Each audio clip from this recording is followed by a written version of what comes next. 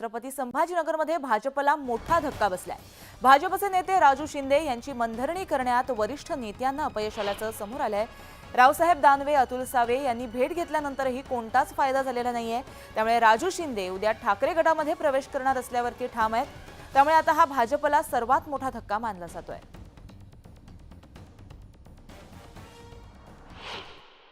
कार्यकर्त्याचं किंवा पदाधिकाऱ्याचं जर ते म्हणणं ऐकून घेतलं जात नसेल आणि भारतीय जनता पार्टीचं काम असून सुद्धा भारतीय जनता पार्टीला दुय्यम मागणी दिली जात असेल आणि ज्याची काही ग्राउंड लेवलला काही काम नाहीये ते जर समजा आम्हाला ज्ञान शिकत असेल आणि त्यांचं काम करून त्यांना जर आमच्या पदाधिकाऱ्याबद्दल काही असतं नसेल तर अशा लोकांचं काम करून उपयोग काय? कौरव त्यांची वजह आम्ही व्हायचे।